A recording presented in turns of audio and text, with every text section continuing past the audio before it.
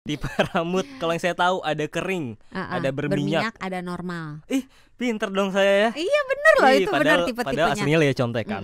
Nah, masing-masing harus diterapi dengan caranya sendiri. Makanya gitu. kalau beli sampo jangan cuman beli yang lagi trending ini gitu. Lihat, biasanya ada bacaannya. Ini untuk rambut apa, ini untuk rambut apa. Jadi pilihlah yang sesuai dengan rambut kita. Jadi kalau sampo yang kulit rambut kita yang berminyak, pilihnya sampo untuk yang berminyak. Ini saya suka bingung dok, kira-kira pilih sampo tuh yang mana gitu ya, karena takut salah. Tapi sebelum saya bingung milih sampo, mungkin ada sahabat Nora juga yang masih bingung juga ya. Sebenarnya aku ini tipe rambutnya seperti apa sih? Kan kelihatan kalau berminyak tuh berminyak. Dilihat gini juga kelihatan. bener-bener ada yang kerasa ya kalau berminyak tuh ada minyaknya.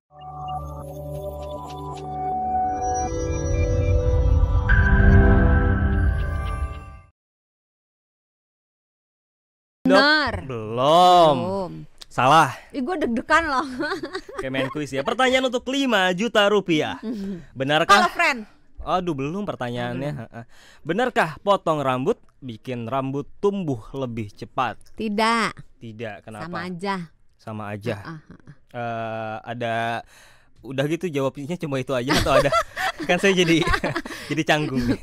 Sebetulnya rambut jadi apa tadi pertanyaannya, apa lupa. Potong rambut bikin rambut tumbuh lebih cepat. Pertumbuhan rambut itu tidak ditentukan rambutnya pendek atau rambutnya panjang. Kecepatan pertumbuhan rambut itu sama aja, baik dalam keadaan pada orang yang sama ya, baik dalam keadaan rambut dia pendek maupun rambut dia panjang. Jadi sama aja, nggak ada pengaruhnya. Malah lebih pengaruh kalau makannya bener, tidurnya bener, olahraga.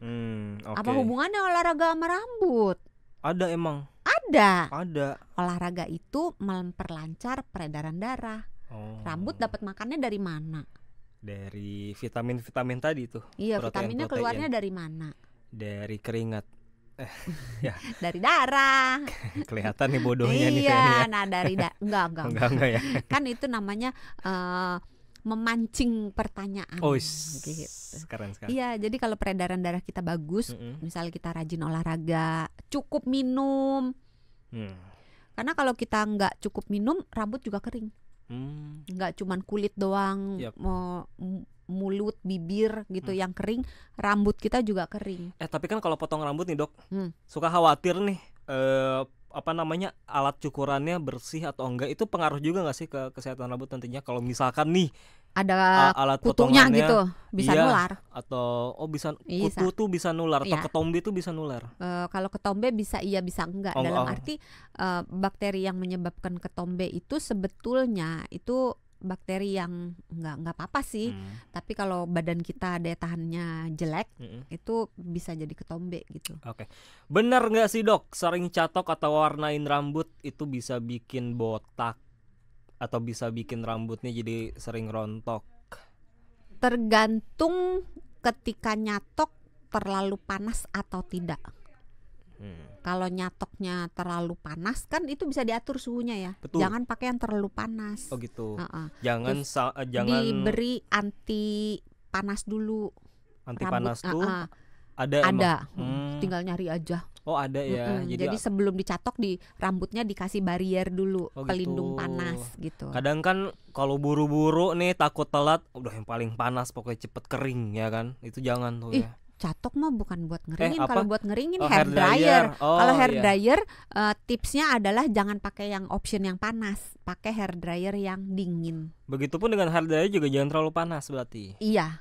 Kalau hair dryer kan ada yang suhu dia dingin gitu, anginnya dingin bukan angin panas. Angin yang dingin lebih aman buat rambut daripada angin yang panas. Tapi ya kalau misalnya punyanya panas doang, aduh bokeh lah nggak mau beli gitu, ya udah pakai yang panas tapi jaraknya agak jauh, kira-kira 15 cm dari rambut. Jadi jangan ditempelin ke rambut, 15 cm dari rambut. Terus arah hair dryernya itu berubah-berubah. Maksudnya jangan, kan orang kadang-kadang suka mau ngeringin sebelah kiri sini terus sampai kering baru nanti pindah. Sebaiknya digeser-geser arah hair dryernya supaya si rambut itu tidak terpapar panas suhu tinggi terus-menerus di tempat yang sama. Jadi supaya dia agak turun dulu suhunya, pindah dulu ke tempat lain gitu. Oke, itu kalau hair dryer. Kalau catok adalah pakai barrier dulu tipsnya ya, dan jangan terlalu panas. Terus jangan sering-sering. Hair dryer juga jangan terlalu sering. Sebenarnya semua yang panas-panas itu jangan terlalu sering sebetulnya. Jadi kalau misalnya mau ngeringin rambut ya biarkan kering alami, atau pakai misalnya kipas gitu. Makanya susah juga sih ya. Karena kadang-kadang kerja udah malam gitu kan, mau mandi juga udah malam. Ya itu. Kalaupun pakai kipas angin juga kan kadang kipas angin kan kelamaan sama banyak debu juga yang nempel kan di kipas angin. Iya, malas juga. Iya. Nah, itu emang malesnya banyak ya, panjang. Bener nggak sih dok, bahan alami seperti lidah buaya itu benar-benar efektif untuk menjaga kesehatan rambut? Bener ya. Nggak cuma rambut sih sebenarnya, buat kulit juga bagus. Oh gitu, lidah buaya itu. Iya. Minyak kelapa juga bagus. Ini sebenarnya pernah dibahas yogurt juga bagus. cara makainya, cara pemakaiannya gimana sih kalau lidah buaya itu kan yang paling sering ya orang-orang nyebutin lidah buaya. Cara pakai yang benar gimana sih? Beli aja lah yang udah ada. Ribet kalau bikin sendiri. Iya sih ya. Iya.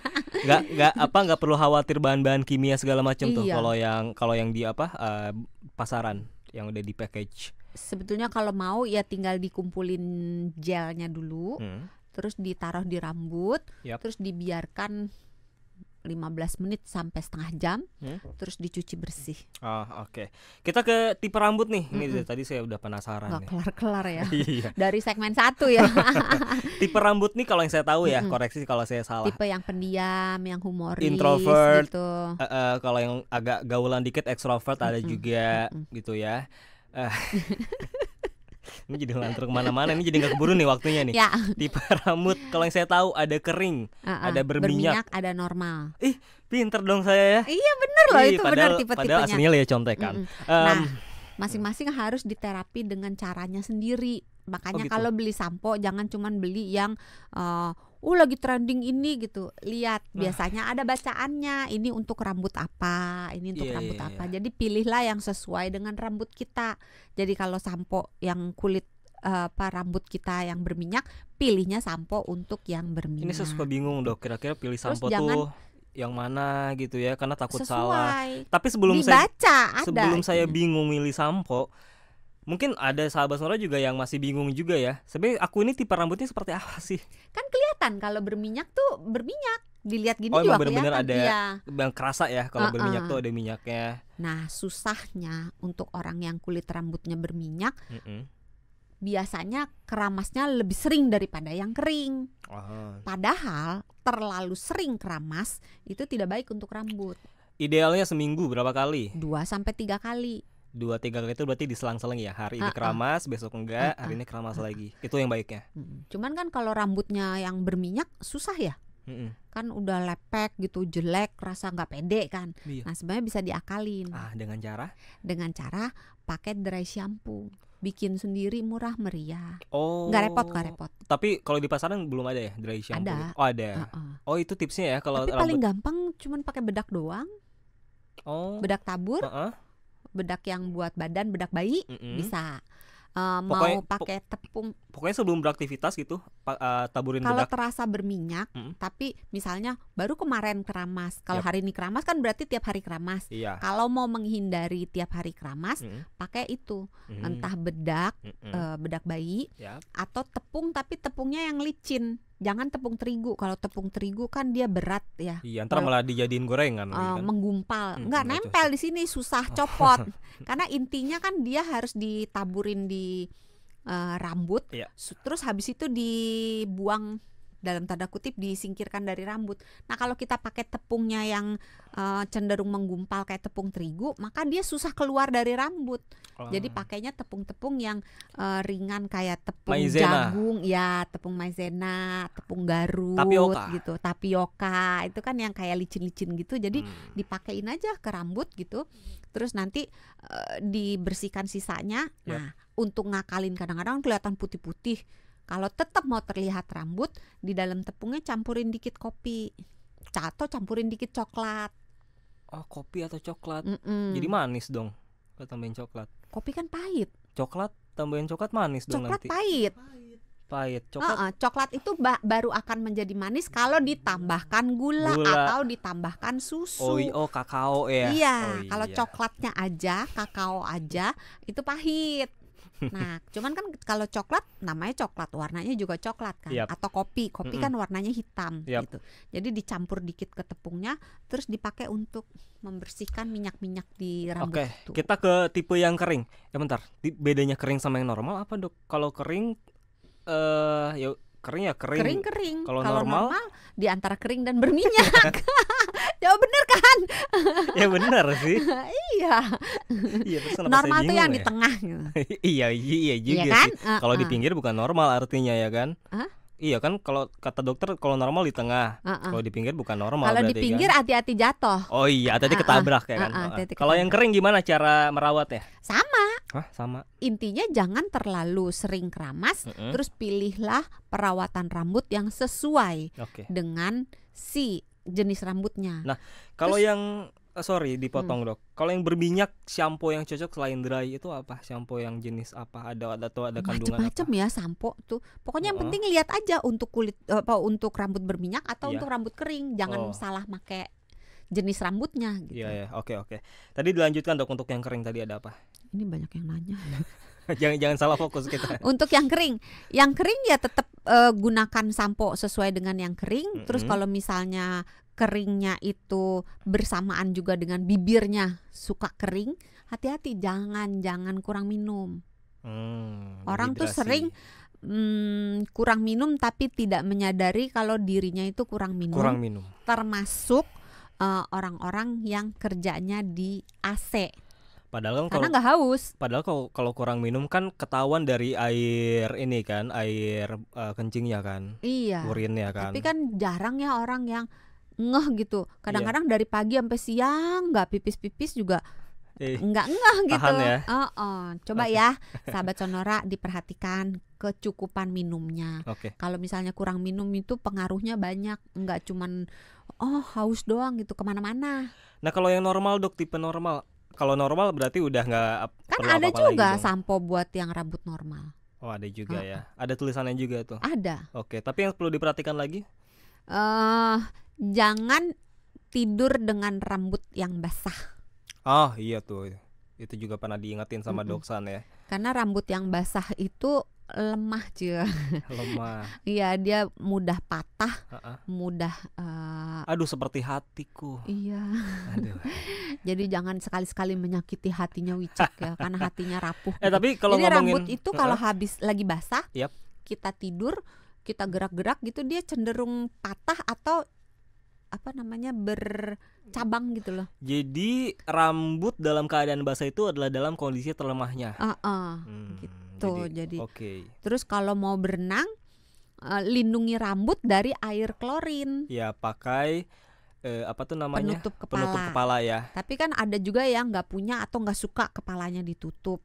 Nah itu ada tipsnya juga. Sebelum masuk ke dalam kolam renang, rambutnya dibasahi dulu dengan air bersih. Kenapa? Karena rambut itu menyerap air, dia kayak spons.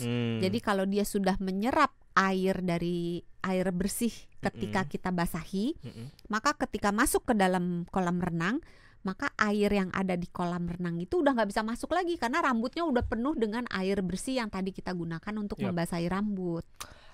Termasuk juga tadi yang rambut tidak boleh basah saat tidur. Nah, Doksan juga loh. Oh iya, kasurnya juga ya. Iya, bantalnya juga jamuran. Doksan juga pernah ngingetin soal tata cara ngikat rambut bukan ngehandukin rambut. Itu kan nggak boleh bahasanya keras-keras digosok-gosok. Nggak boleh digosok-gosok. Yang benar adalah ringan-ringan aja, ditepuk-tepuk. Oke. Iya, dipuk-puk kata Mas Jose, dipuk-puk. Yang tenang ya. Iya, jangan sampai kayak keramas juga gitu, jangan sampai digaruk-garuk kayak mau nyakarin siapa. Keramas tuh lebih baik gimana sih dok? Apakah tadi ada yang tanya juga ya di TikTok. Keramas itu apakah cuma cukup sampai helai atau sampai ke kulitnya? Sepanjang pengetahuan saya sih sampai ke kulitnya. Semua, karena kan cuma memang kalau kita menggunakan jenis sampo yang tidak tepat, itu bisa sampai merusak ke kulit kepalanya. Tapi helainya juga perlu di ini juga perlu karena kan minyaknya itu kan ada di helai rambutnya.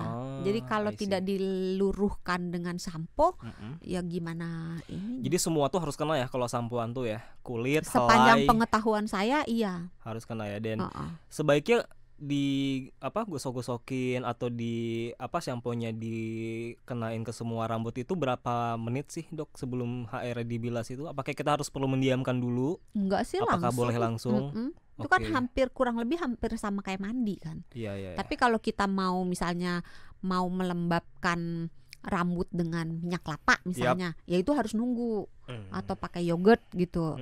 Yogurt bagus loh buat rambut. Oh iya, serius. Iya.